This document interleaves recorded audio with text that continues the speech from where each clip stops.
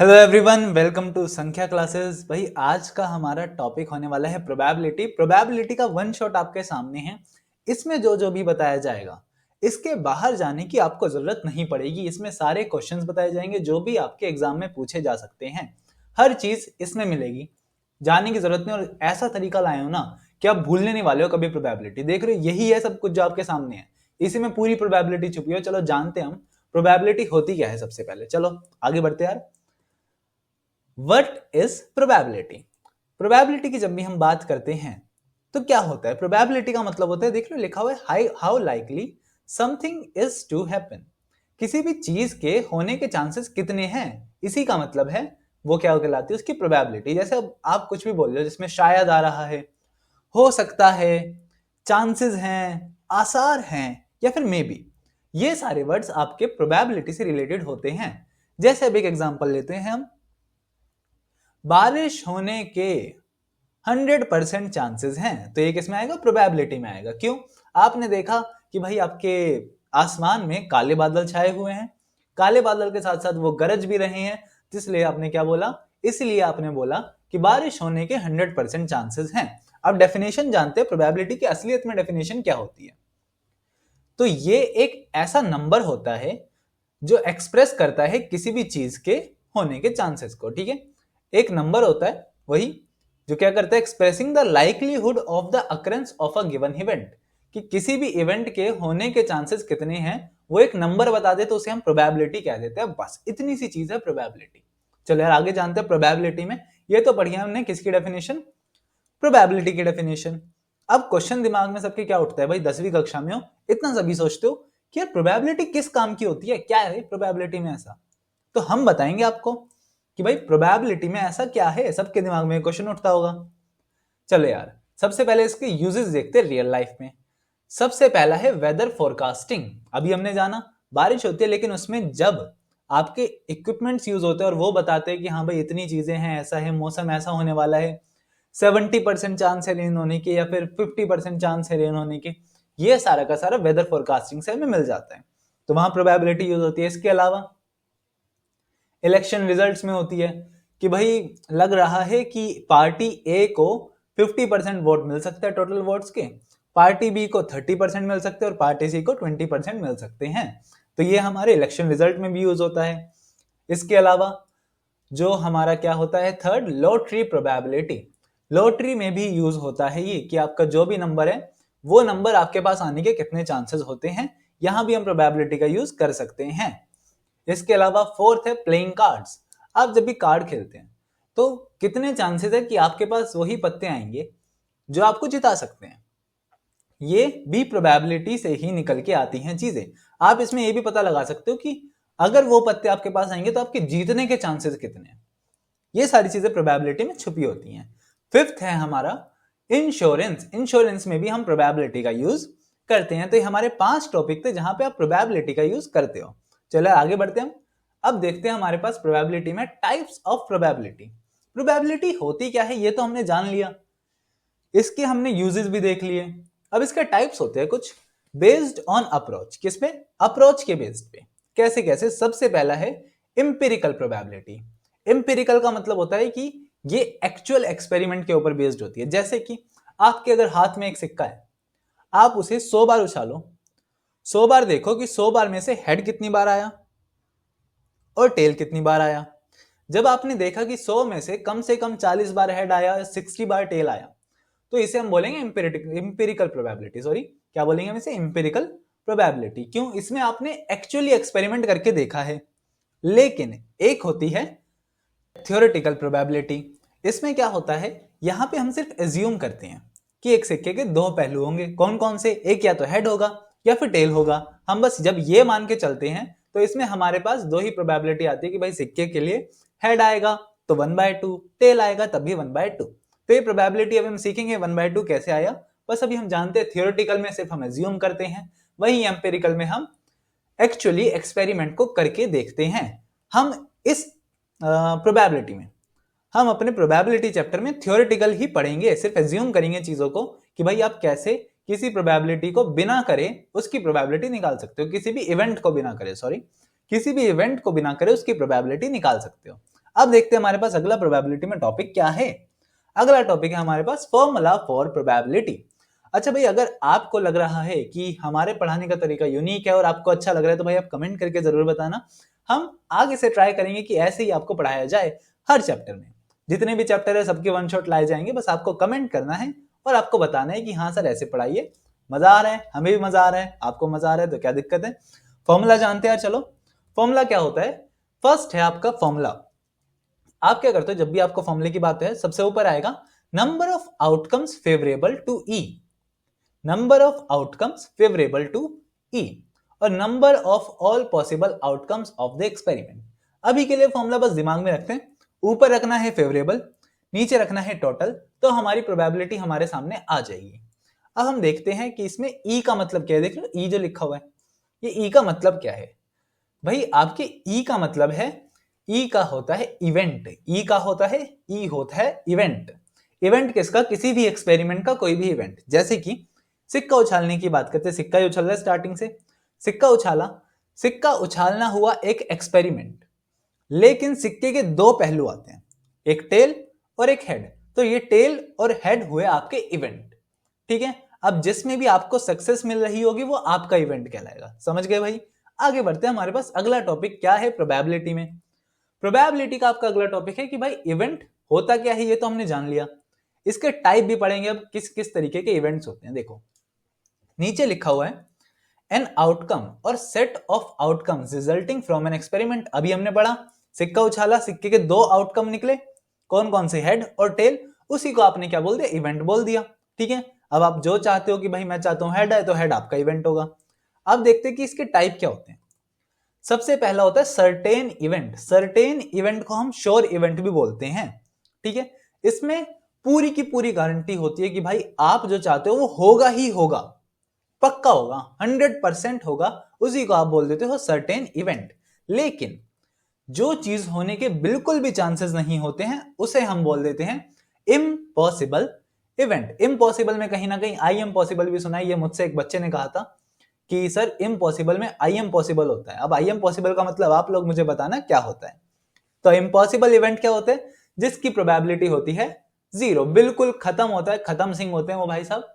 तो इसलिए उनकी प्रोबेबिलिटी जिसमें कुछ भी चांसेस नहीं होते आपके सक्सेस होने के, उसे हम कह देते हैं इम्पॉसिबल इवेंट। क्या आप इन दोनों के एग्जाम्पल सोच पा रहे हो। देखो एग्जाम्पल्स हैं इनके। श्योर इवेंट का है sun rises from the east. सूरज कहां से उगता है, ईस्ट से उगता है। क्या सूरज कभी वेस्ट से उगते हुए देखा है, या नॉर्थ से, या फिर साउथ से। तो हमेशा सूरज कहां से उगता है, ईस्ट से उगता है। तो इसकी प्रोबेबिलिटी कितनी है कि सूरज हमेशा ईस्ट से उगेगा, 100%। दूसरे इंपॉसिबल की बात करते हैं।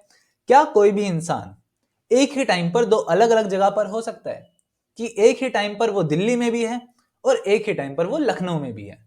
तो ये नहीं हो सकता है। क्यों, क्योंकि इसके होने के चांसेस आप मल्टीवर्स में देखोगे तो बहुत है, लेकिन यहां नहीं है, मल्टीवर्स यहां नहीं चल रहा है। तो इसलिए इसे हम बोलेंगे इम्पॉसिबल इवेंट। अब हम देखते हैं हमारे पास, हमने इवेंट के टाइप जाने, एग्जाम्पल जाने, श्योर इवेंट जाना, इम्पॉसिबल इवेंट जाना, क्या कुछ और भी जानना बाकी है। बिल्कुल है, उसे हम कहते हैं प्रोबेबिलिटी। आपने तो देख लिया एक नंबर होता है, कौन सा नंबर होता है, कितना नंबर होता है, इसकी बात करते हैं। अभी हमने जाना कोई भी प्रोबेबिलिटी होती है वो 100% होती है, मैक्सिमम 100% प्रोबेबिलिटी से ज्यादा नहीं हो सकती है।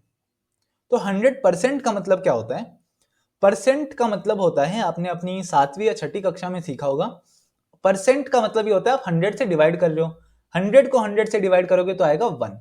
क्या आएगा, 1। और 0 को 0। तो इसलिए किसी भी इवेंट की प्रोबेबिलिटी क्या होती है, 0 से 1 के बीच में होती है। कोई भी नंबर हो सकती है, कोई भी नंबर 0.5 भी हो सकता है। अब 0.5 को फ्रैक्शन में ला सकते हैं, बिल्कुल ला सकते हैं। कितना आएगा, 1/2। कितना आएगा, 1/2। अब हम आगे बात करते हैं। भाई आपने जान लिया प्रोबेबिलिटी फ्रैक्शन में तो होती है, लेकिन प्रोबेबिलिटी के जो इवेंट्स होते हैं क्या वो इक्वली लाइकली होते हैं। अब इसका मतलब क्या है थोड़ा जानते हैं। नीचे लिखा हुआ है नो भेदभाव, कोई भेदभाव नहीं होता है भाई। क्यों, क्या सिक्का उछल रहा है तो सिक्का उछालते हुए कोई भेदभाव होगा कि आपने जैसे उछाला तो हमेशा हेड ही आ रहा है, हेड ही आ रहा है, आए ही जा रहा है, आए ही जा रहा है। नहीं भाई, कोई कुछ नहीं पता होता कि हेड आएगा या टेल आएगा। आपने डाइस फेंका, थ्रो किया आपने डाइस, जब आप लूडो खेलते हैं स्नेक खेलते हैं तो वहां पे क्या होता है, क्या 1 2 3 4 आने के चांसेस अलग अलग होते हैं कि 1 ज्यादा आएगा 6 कम आएगा, या 5 ज्यादा आएगा 4 कम आएगा? नहीं, उन सबके चांसेस बराबर होते हैं आने के। ऐसे इवेंट्स को हम कहते हैं इक्वली लाइकली इवेंट। इसलिए मैंने लिखा है कोई भेदभाव ना हो, जब कि 1 आने के भी उतनी ही चांसेस हैं, 2 आने के भी, या हेड आने के भी उतनी चांसेस है, और टेल आने के भी, कोई भेदभाव नहीं है किसी में, उसको हम कहते हैं इक्वली लाइकली इवेंट्स। ठीक है भाई, जैसे नीचे लिखा है टॉसिंग अ कॉइन, कॉइन को टॉस करने के हेड की प्रोबेबिलिटी भी 1/2 होती है और टेल की भी कितनी होती है, 1/2 होती है। तो दोनों कैसे हुए, इक्वली लाइकली इवेंट्स हुए। अब आगे जानते हैं इक्वली लाइकली के अलावा और कुछ। यस सर, एलिमेंट्री इवेंट्स क्या होते हैं? देखो अभी हमने जाना कि आपने हेड की प्रोबेबिलिटी निकाली, टेल की निकाली। अब एलिमेंट्री क्या होता है, सेम ऐसे ही कुछ होता है, लेकिन मान लो आपने डाइस फेंका तो आपके आउटकम क्या आएंगे, 1 2 3 4 5 6, इससे कम या इससे ज्यादा तो नहीं आएगा कोई नंबर। अब एलिमेंट्री आउटकम क्या आएगा, देखो आप एक आने के चांसेस कितने हैं, 1/6 होगा। ठीक है, किसी एक भी नंबर के आने के चांसेस कितना है, 1/6। क्यों, एक नंबर है हमारे पास और टोटल कितने हैं, 6, तो एक और टोटल में अपॉन में क्या आएगा, 6। अगर आप सबको प्लस करते हो, जैसे 1 आने का भी 1/6 है, 2 का भी 1/6, 3 का भी, 4 का भी, 5 का भी, 6 का भी, सबको प्लस करते हो तो क्या आंसर आएगा ये पता लगाओ। जब तक हम आगे बढ़ते हैं हमारे पास आगे क्या है, एलिमेंट्री हमने जान लिया। अब देखो यार कॉम्प्लीमेंट्री क्या होते हैं। कॉम्प्लीमेंट करना नहीं होता है कि आपने किसी की तारीफ कर दी, नहीं। Two events that exist such that one event will occur if and only if the other does not take place. इसका मतलब ये हुआ कि अगर आपके पास दो इवेंट है जिसमें से अगर एक होगा तो दूसरा नहीं होगा, तो इनको हम कहते हैं कॉम्प्लीमेंट्री इवेंट्स। जैसे कि सिक्का उछालने की फिर से बात करते हैं, सिक्का उछला, अगर टेल आएगा तो इसका मतलब हेड नहीं आएगा, समझ गए? तो इसलिए अगर एक हो रहा है तो दूसरा नहीं होगा। ये होती है आपकी कॉम्प्लीमेंट्री इवेंट्स। अब इसी में बात करते हैं, अगर दो कॉम्प्लीमेंट्री इवेंट्स हैं, अभी अपने ऊपर जाना था, क्वेश्चन पूछा गया था आपसे कि सारी एलिमेंट्री प्लस करो, तो क्या आपने आंसर निकाला? अगर आपका आंसर 1 आ रहा है तो आप बिल्कुल सही। तो सारी एलिमेंट्री इवेंट्स प्लस करने के बाद क्या आपका 1 आ रहा है? अगर 1 आ रहा है तो बहुत अच्छी बात है। क्यों? 1 2 3 4 5 6, 6 के 6 आने की प्रोबेबिलिटी 1/6 थी, तो मतलब 1/6 6 टाइम्स प्लस करोगे तो 1 आ जाएगा। इसका मतलब अगर हम इसे छोटी सी भाषा में जाने, हेड और टेल की बात करते हैं, हेड आना और टेल आना दोनों को प्लस करके क्या आ जाएगा, 1। इसका मतलब किसी भी एक्सपेरिमेंट के सारे एलिमेंट्री इवेंट को प्लस करते हैं तो क्या आता है, 1 आता है। इसकी बात करते हैं अभी आगे। अब देखते हैं कॉम्प्लीमेंट्री के बारे में भी, हम कॉम्प्लीमेंट्री पढ़ रहे थे। तो क्या मैं कह सकता हूं कि यहां देखो ये जो पीएफ है ये इधर माइनस में चला जाएगा।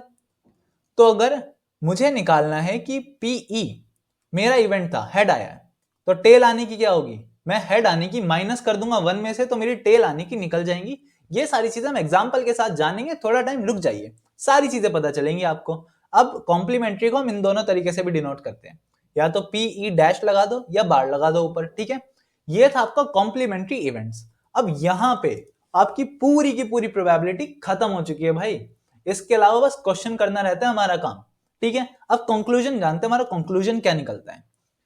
क्या probability is all about success and failure of a task? कोई भी टास्क हो रहा है तो उसके सक्सेस और फेलियर के ऊपर ही तो है प्रोबेबिलिटी। कि भाई आपने डाइस फेंका और आप चाहते हो 1 आए, तो प्रोबेबिलिटी कितनी है, 1 आएगा, तो वो बताता है जितनी प्रोबेबिलिटी होगी वो आपका सक्सेस होगा, और 1 नहीं आएगा तो इसका मतलब वो फेलियर होगा। तो probability is all about success and failure. लेकिन जिंदगी में कोई फेलियर नहीं होता है, सिर्फ और सिर्फ आगे बढ़ना होता है। फेलियर से सीखो, मिस्टेक्स जो भी करी है आपने उनको सुधारो और आगे बढ़ो। अब हम देखते हैं इसके अलावा आपके पास क्या है। इसके अलावा है होमवर्क। ये 2 क्वेश्चन आपको अपने होमवर्क में करने हैं। इसको रोको, पॉज करो, समझो, मैं एक बार समझा भी देता हूं। प्रोबेबिलिटी ऑफ श्योर इवेंट और इम्पॉसिबल इवेंट आपको पता लगानी है। Can you think of any example of sure and impossible event? क्या आप सोच सकते हो दिमाग में कोई भी इम्पॉसिबल और श्योर इवेंट का एग्जाम्पल, जैसे मैंने बताया था? अगर सोच सकते हो तो कमेंट करके जरूर बताना।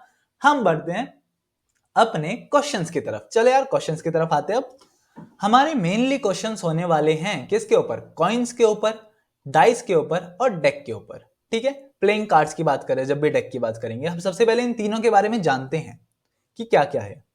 कॉइन्स के बारे में बात करते हैं। Tossing a coin, a coin की बात हो रही है, मतलब सिर्फ एक कॉइन को टॉस कर रहे हो आप, तो क्या आएगा, हेड आएगा और टेल आएगा। ठीक है, एक कॉइन के कितने पहलू होते हैं, 2 पहलू होते हैं, तो ये 2 याद रखना। ठीक है, अब देखते हैं टॉसिंग 2 कॉइन साइमल्टेनियसली, इसका मतलब होता है एक साथ। क्या मतलब होता है इसका, एक साथ। ठीक है, अब देखो आउटकम क्या क्या आएंगे। एक साथ करोगे तो दोनों पे हेड आ सकते हैं, एक पे हेड आ सकता है पहले पे, दूसरे पे टेल आ सकता है, पहले पे टेल आ सकता है, दूसरे पे हेड आ सकता है, दोनों पे टेल आ सकते हैं। तो यहां निकले हमारे 4 टोटल आउटकम, यहां निकले थे 2, यहां निकले थे 4। अब देखते 3 कॉइन को साथ में टॉस करोगे तो क्या आएगा, साथ में एक मतलब एक साथ, तो क्या ये तीनों एच आ सकते हैं, एच और लास्ट में टी आ सकता है, एच टी एच आ सकता है, टी एच एच आ सकता है। अब ये 3 वाले ना बच्चों को दिक्कत देते हैं, बच्चे ना ये टेबल नहीं बना पाते हैं, ये देख रहे हो। अगर ये नहीं बना पा रहे हो तो मैं समझाता हूं कैसे बनेगी। देखो कुछ नहीं करना है आपको, सबसे पहले कोई भी लिख लो साथ में, एच एच एच। अब लास्ट वाला चेंज करो बस, एच एच और टी। अब टी को एक आगे ले आओ, सेकंड पे टी आ जाएगा, लास्ट में एच पहुंच जाएगा, टी को एक और आगे ले आओ, टी एच और एच, बस 4 बन गए। ऐसे सेम टी टी और टी के साथ करो तो क्या निकलेगा, टी टी लास्ट में एच, एच पहले आ जाएगा तो टी एच टी, एच पहले आ जाएगा तो एच टी टी, जैसे कि यहां पे लिखा हुआ है सेम बन गए मेरे 8 के 8। आपको 5 सेकंड नहीं लगेंगे, आप ये बना दोगे अपनी पूरी की पूरी टेबल। ठीक है, अब इसमें कितने हैं, 1 2 3 4 5 6 7 8, 8 थे। अब देखते हैं क्या ये 2 की पावर 1 था, क्या ये 2 की पावर 2 था, और क्या ये 2 की पावर 3 था। इसका मतलब कि अगर आपके जितने भी आउटकम्स आ रहे हैं, 2 आउटकम आ रहे हैं, तो 2 की पावर n बता देगा कि आप कितनी बार उछालोगे। जैसे 4 बार उछालते हैं, एक कॉइन को 4 बार उछालते हैं तो 2 की पावर 4 होता है 16, तो कितने आउटकम आएंगे 16। 5 बार उछालोगे तो 2 की पावर 5 होता है 32, कितने आउटकम आएंगे 32 आउटकम्स आएंगे। समझ गए भाई कॉइन्स का सिस्टम। आगे बढ़ते हैं हम, अगला है हमारा डाइस। डाइस में क्या होता है, एक डाइस थ्रो कर रहे हो तो 6 आउटकम आएंगे। ठीक है, 6 की पावर 1, 6 की पावर 2, मतलब 2 डाइस आप थ्रो करोगे और डाइस में आने के कितने होते हैं 6 होते हैं, तो इसलिए 6 की पावर 2 क्या होता है 36। तो 2 डाइस थ्रो करने के कितने आउटकम आएंगे 36 आउटकम्स आपके सामने है। 3 अगर थ्रो करोगे तो 6 की क्यूब क्या होता है 216, इतने आउटकम्स आएंगे अगर आप 3 डाइस एक साथ थ्रो करोगे। समझ गए। आप देखते हैं क्या क्या है। पहले आपने 1 की सीरीज चलाई, 1 1 1 1 1, और 1 के साथ पीछे वाला नंबर चेंज कर दिया, फिर नीचे 2 की सीरीज, पीछे वाला चेंज, 3 की सीरीज, पीछे वाला। ये पूरी की पूरी टेबल आप याद कर सकते हो, नहीं तो आप अपने एग्जाम में बना भी सकते हो, जैसे आपको टाइम लगे। बनाने का तरीका आपको बता दिया है। आगे बढ़ते हैं, डेक जो सबसे मेन है। डेक के बारे में जानते हो भाई, बहुत बढ़िया होने वाला आपका पूरा का पूरा डेक का सिस्टम। 52 होते हैं आपके जो कार्ड्स होते हैं, 52 में 26 तो होते हैं ब्लैक और 26 होते हैं रेड। ठीक है, आधे ब्लैक होते हैं आधे रेड होते हैं। ब्लैक में भी 13 होते हैं स्पेड और 13 होते हैं क्लब्स। ये होता है स्पेड का साइन, ये होता है क्लब्स का साइन। ठीक है, अब इसमें 26 होते हैं रेड, रेड में 13 होते हैं डायमंड और 13 होते हैं हर्ट। अब मैं आपको हिंदी में ही बताता हूँ, जो बच्चे हिंदी में पढ़ते हैं, मैंने खुद अपने ये फैमिली वालों से सीखे हैं वर्ड्स, तो आई गेस शायद किसी के घर में अलग भी हो सकते हैं, बट बताना मुझे अगर अलग हो तो, किसी ने सीखे हो तो। देखो भाई, ये तो होता है छिड़ा। क्या होता है ये छिड़ा, छिड़ा की स्पेलिंग सही लिख रहा हूं तो बता देना, छिड़ा। ये होता है ईट, ये होती है ईट। ईट के अलावा ये होता है पान। क्या होता है ये पान, और ये होता है हुक्म, ये होता है हुक्म। हुक्म, हुक्म का इक्का हुक्म बोल दो या हुक्म हुक्म बोल दो, हुक्म भी होता है हुक्म भी होता है। हुक्म, छिड़ा, ईट, पान, ये होते हैं हिंदी के वर्ड्स। काला लाल तो आपको पता ही होगा, और आपको ताश की गड्डी भी पता ही होगी। तो ये आपके 52, 52 में 26 ब्लैक 26 रेड, 13 होते हैं स्पेड, 13 क्लब, 13 डायमंड और 13 हर्ट। अगर आपको ये सारे के सारे याद हो चुके तो हम आगे बढ़ते हैं। क्या है हमारा अगला, 13 कार्ड्स। कौन कौन से होते हैं भाई वो 13 कार्ड्स, जो आपने अभी देखे ना, 13 स्पेड, 13 पान, छिड़ा, सब होता है वहां पे। तो एक होता है ए, जो आपने देखा होगा, ए 1 नहीं होता भाई, ये 1 काट देना। 2 होता है, 3 होता है, 4 5 6 7 8 9 10, जे, क्वीन और किंग, ये होते हैं। एक नहीं होता है तो एक काट देना, एक ही ए होता है, ये यही एक होता है। तो इसलिए इन्हें बोलते हैं जो 2 3 4 5 6 10 तक जा रहे हैं, ये हैं नंबर कार्ड्स। ए नंबर कार्ड नहीं होता है, ना ही ए फेस कार्ड होता है। ये होते हैं फेस कार्ड, जिसपे आप बंदे देखते हो ना, एक जैक, ये होता है जैक, ये होता है क्वीन, और ये होता है किंग। ठीक है, गुलाम, बेगम और बादशाह। अब एवरी कार्ड, ये जो देख रहे हो, ये ए, 2, 3, इन सब में ये सारे 4 होते हैं। 4 कैसे? एक स्पेड का, एक क्लब का, एक हार्ट का और एक डायमंड का। 4 होते हैं। 4 में से भी 2 रेड और 2 ब्लैक। क्यों? स्पेड और क्लब ब्लैक, हार्ट और डायमंड हो जाएंगे आपके रेड। फेस कार्ड्स की बात करते हैं। फेस कार्ड्स होते हैं आपके 12। अभी हमने देखे कौन कौन से 12।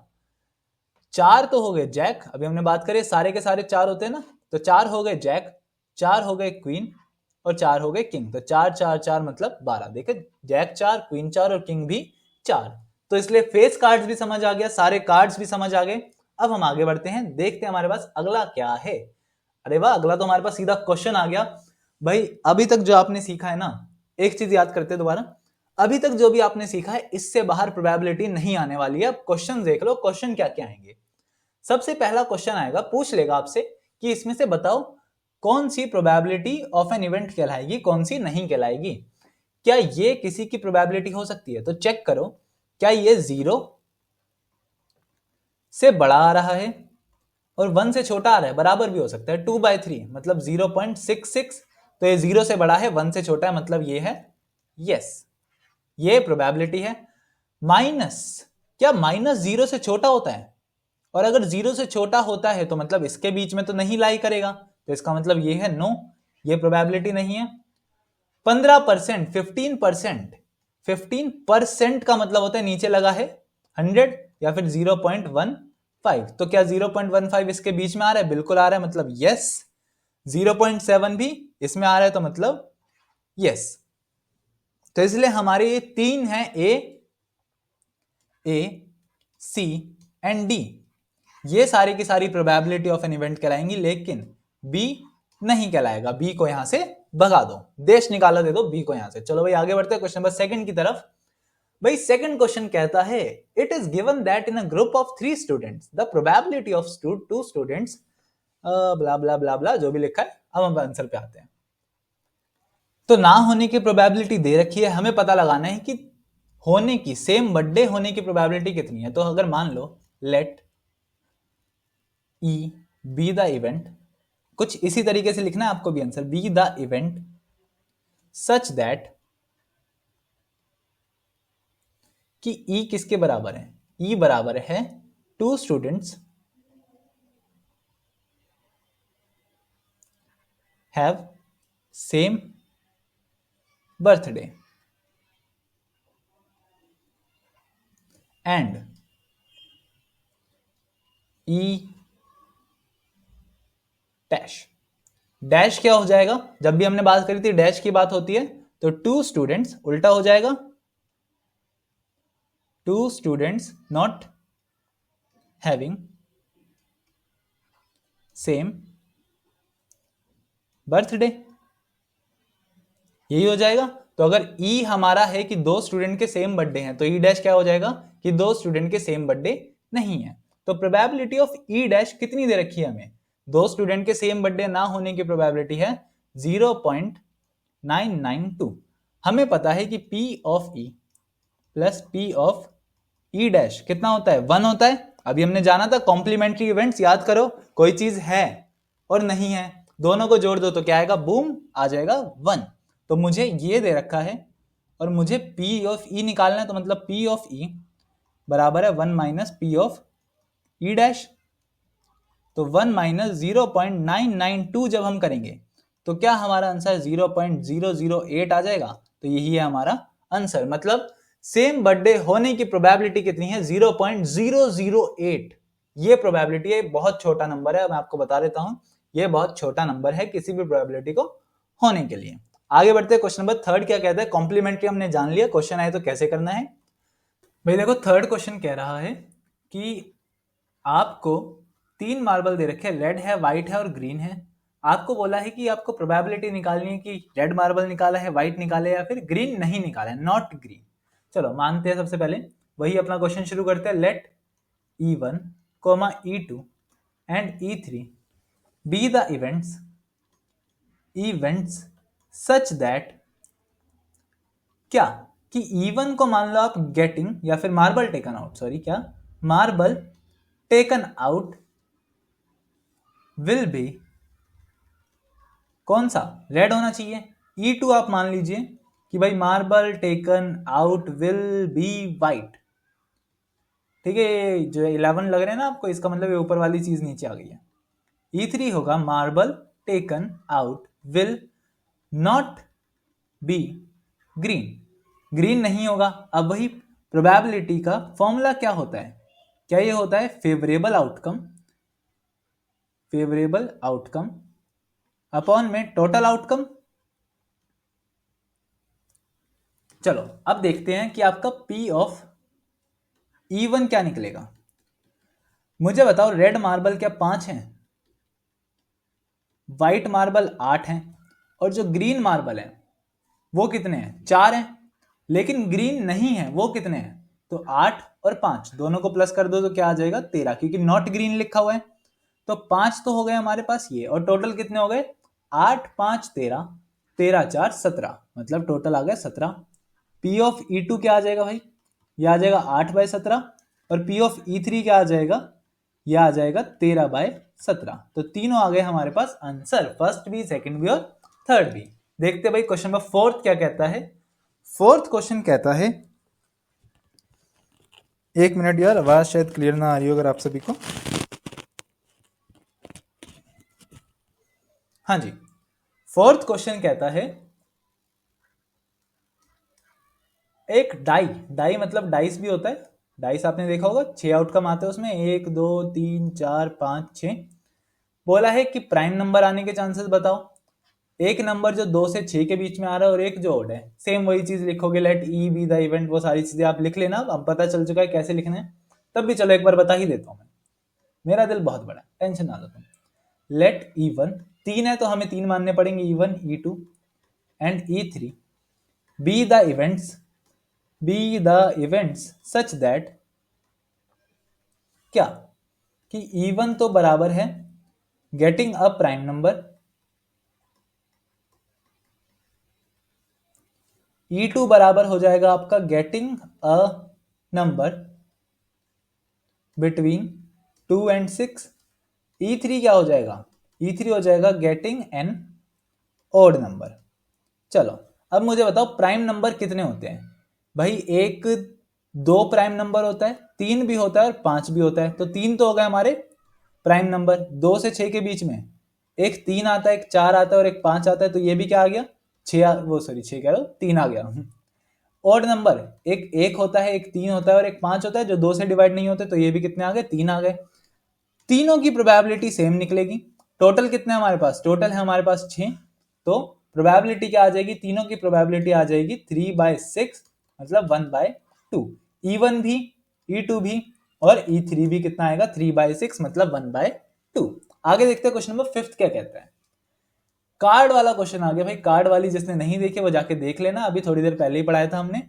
Well shuffled deck of 52 cards, probability of getting, सारी चीजें भाई अब आप लिख लेना, E1 E2 E3 क्या है, बड़े छोटे में बताने वाला हूं, ऐसा बताने वाला हूं कि दिमाग में घुस जाएगा, और छोटी क्लास रखेंगे ताकि भाई एग्जाम टाइम में ना आप न्यू न्यू न्यू कर सको अपने आंसर चुटकियों में। तो भाई E1 हो गया ये, E2 हो गया ये, और E3 हो गया ये।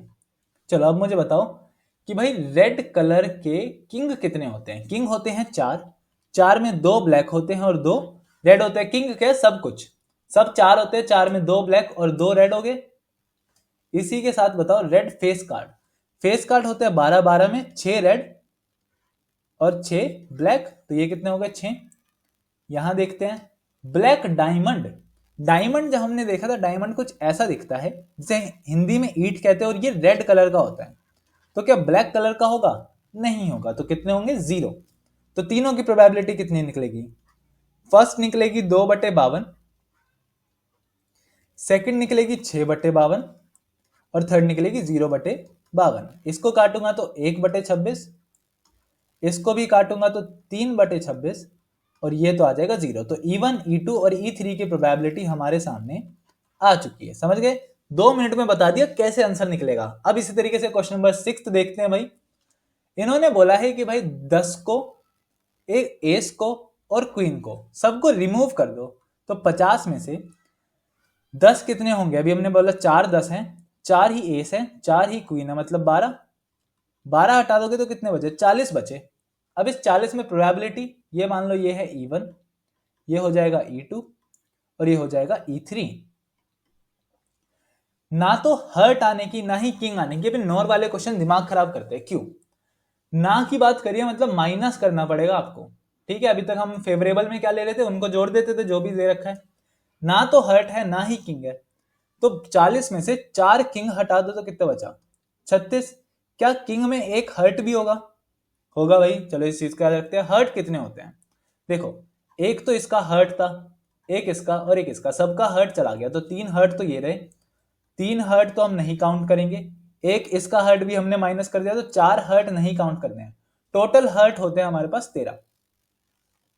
13 हर्ट होते हैं। 13 में से 4 नहीं काउंट करने, तो कितने बचे? 9 बचे। तो मतलब 9 हर्ट। तो इस 36 में से 9 भी माइनस करेंगे तो क्या आएगा? 27। तो मतलब E1 आने की प्रोबेबिलिटी क्या हो जाएगी? E1 हो जाएगा 27 बटे में 40, क्योंकि टोटल कितना था? 40। इसी प्रकार से E2 बताओ भाई।